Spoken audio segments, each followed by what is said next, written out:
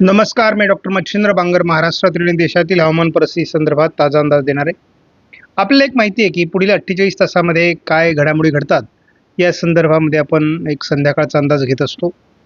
महत्त्वाचा आता बदल या ठिकाणी असा होऊ लागला आहे की या ठिकाणची जी सिस्टम आहे कमी दाबाची ही तीव्र होण्याची शक्यता आहे आणि याचा थोडा परिणाम आपल्याला या ठिकाणी अशा पद्धतीने भारतात होतोय.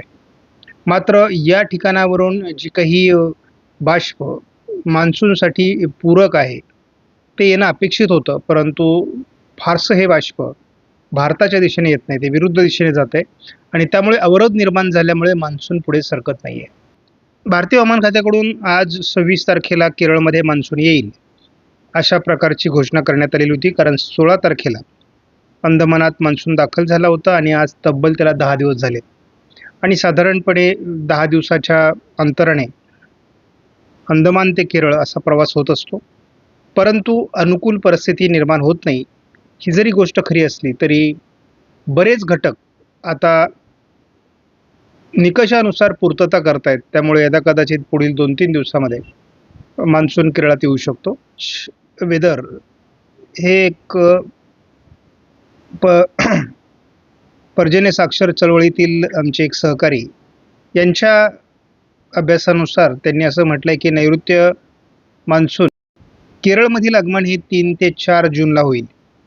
तर हे त्यांचं व्यक्तिगत मत असेल.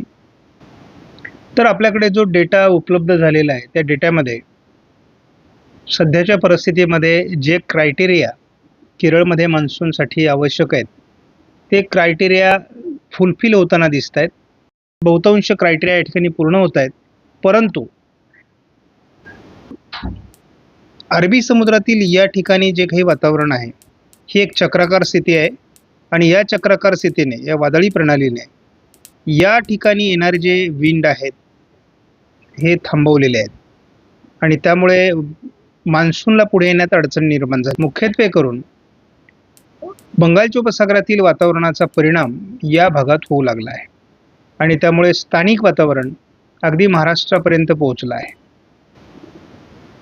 आपण या ठिकाणी बघतो की साधारण चंद्रपूरमध्ये मोठ्या प्रमाणात पावसाचं वातावरण आहे. जालन्याच्या आणि परभणीच्या काही भागात पावसाचं अनुकूल वातावरण आहे. नांदेडपर्यंत थोडं जळगावच्या उत्तरेला या ठिकाणी पावसाचं वातावरण आहे. दुपारी अमरावती आणि यवतमाळच्या दरम्यान थोडं पावसाचं वातावरण होतं. थोडं किरकोळ वातावरण मालेगावच्या पूर्व भागामध्ये आहे. या ठिकाणी बीडच्या आजूबाजूने थोडं वातावरण आहे. त्यामुळे आज काही फार मोठं पावसाचं वातावरण नाही आहे. किरकोळ वातावरणाची निर्मिती झालेली आहे. आपण या ठिकाणी जर वाऱ्यांचा प्रवाह बघितला तर काही वारे या दिशेने अशा पद्धतीने जात आहेत, तर आपण काही वारे या दिशेने या वाऱ्यांमध्ये मिसळत आहेत.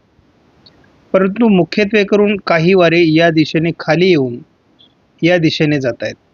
तर या ठिकाणी अडचण अशी आहे की या ठिकाणी एक सिस्टम कार्यरत आहे आणि जे विंड या ठिकाणावरून या वातावरणाला मिसळायला पाहिजेत यामध्ये थोडी मर्यादा अजून शिल्लक आहे.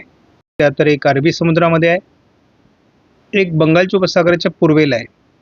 परंतु महाराष्ट्रामध्ये किंवा भारतामध्ये या ठिकाणी फार पावसाळी वातावरण मे मध्ये तयार होताना दिसत नाही. आपण पुढील 48 तासाचा अंदाज जर बघितला तर 27 तारखेला पश्चिम महाराष्ट्र आणि दक्षिण कोकण असं वातावरण दाखवले, परंतु असं वातावरण तयार होत नाही. तर ते विदर्भ मराठवाड्यात वातावरण तयार होते, कारण बंगालच्या उपसागरातील सिस्टमचा दूरवरचा परिणाम तिथे होताना दिसतोय किंवा स्थानिक वातावरण तयार होत आहे आणि अरबी समुद्रातून फारसा साथ त्याला मिळत नाहीये. 28 तारखेला देखील फारसं वातावरण नाहीये. महाराष्ट्रामध्ये आयकॉन मॉडेलने देखील 27-28ला फारसं पावसाळी वातावरण दाखवलेलं नाही.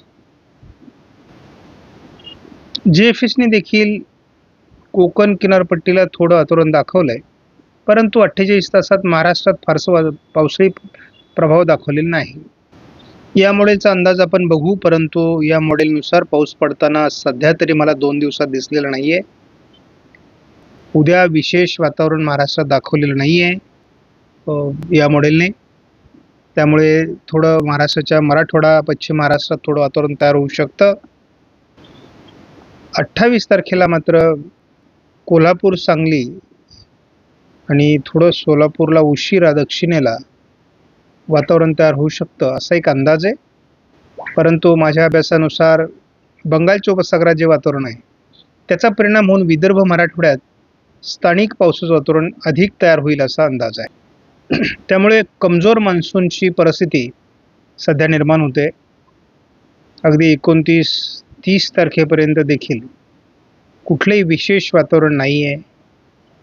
वातावरणात बदल हा 31 तारखेपासून होईल असा अंदाज आहे.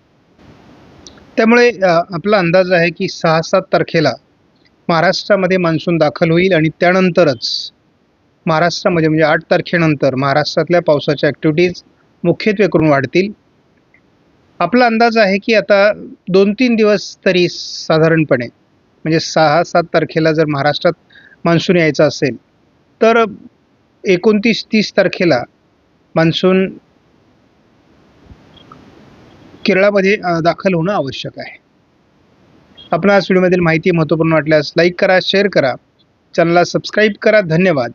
जय हिंद, जय महाराष्ट्र. जय